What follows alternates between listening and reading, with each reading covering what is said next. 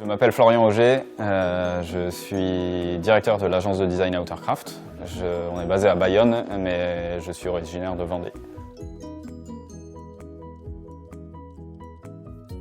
Alors moi j'ai fait une formation, un DUT en sciences et génie des matériaux, une licence en arts plastiques. Et ensuite en reprise d'études, enfin il y a eu 2 reprises d'études du coup. Une reprise d'études sur une licence en matériaux composites. Donc toujours les 2 côtés, technique et créativité. Dans tous les cas, moi j'ai toujours choisi des parcours parce que le contenu m'intéressait. Et je me disais que si j'allais vers quelque chose qui m'intéresse, ça m'amènerait à quelque chose qui m'intéresse. Et pour l'instant, ça m'a pas trop... Enfin, ça a plutôt bien fonctionné. C'est un parcours assez sinueux et d'origine, je suis formation matériaux et arts. Et avec un parcours avec beaucoup de temps passé dans l'artisanat et la fabrication entre autres de planches de surf et un petit passage en innovation dans les bureaux de R&D et surtout la rencontre avec un designer qui m'a fait découvrir un métier que je ne connaissais pas du tout.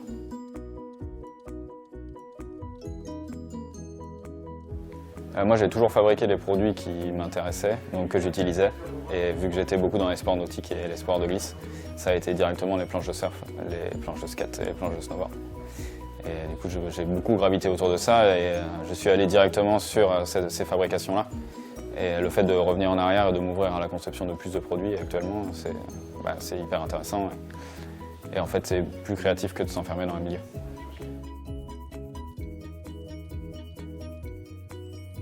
Je suis de moins en moins dans la partie technique du design et plus dans le développement et j'ai beaucoup avancé sur la partie stratégie.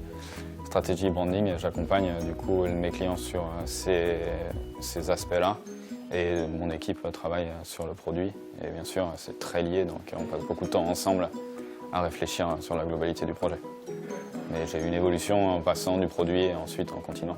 Mais c'est bien parce que je l'ai souhaité et que je l'ai voulu et pas quelque chose qui m'a été imposé. On travaille beaucoup avec Decathlon, Zodiac Nautique, on travaille avec des grands groupes dans l'industrie comme 200 Gosses. On a travaillé avec Voltaire Design sur des salles d'équitation et on travaille aussi beaucoup avec des porteurs de projets sur des créations d'entreprises de produits nouveaux avec une grosse dominante sport et loisirs, mobilité électrique et après un peu d'industrie et de santé. C'est un peu touche à tout mais on est quand même spécialisé plutôt dans l'outdoor et la mobilité. Et la force d'une agence de design, c'est d'avoir une culture très large, vraiment, de toute la création industrielle et de toutes les pratiques qui sont dans d'autres marchés, parce que l'innovation, ça passe vraiment par la culture et par le transfert de technologies, d'idées, de process. Et plus on en connaît, plus on peut apporter justement ce regard extérieur, parce que notre client, dans tous les cas, sera toujours plus expert que nous sur son marché. Et notre force, ce ne sera pas d'être meilleur que lui sur son marché, mais ce sera d'amener tout ce qu'il y a autour en fait et tout ce que lui ne connaît pas parce que c'est des pratiques normales sur d'autres marchés. Oui, j'ai un petit peu mis à l'écart pour l'instant les planches de surf, même si ça reste une passion. J'aurai toujours le temps de m'en faire un peu pour le loisir, même si en ce moment je suis très pris. Mais c'est un marché qui est quand même assez particulier et assez compliqué, au moins sur la partie des planches, qui est très concurrentielle. Donc pourquoi pas y revenir un jour et pourquoi pas être sollicité pour des projets. En tout cas, on accompagne des porteurs de projets sur des accessoires assez régulièrement.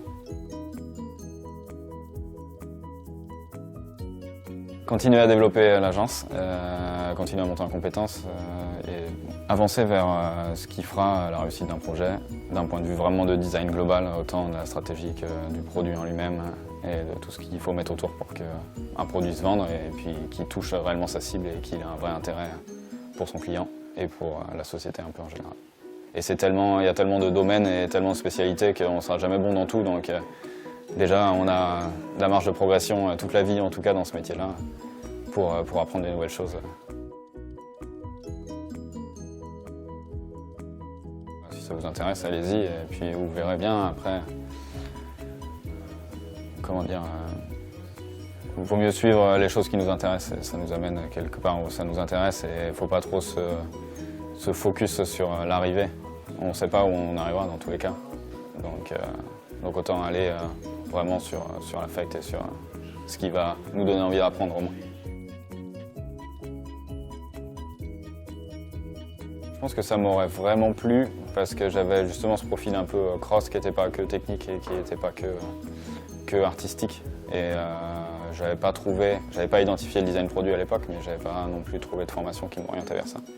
Et je pense que si j'avais trouvé ça, ça m'aurait plu et ça aurait permis de faire ce que j'ai fait en 2 étapes en ligne étape.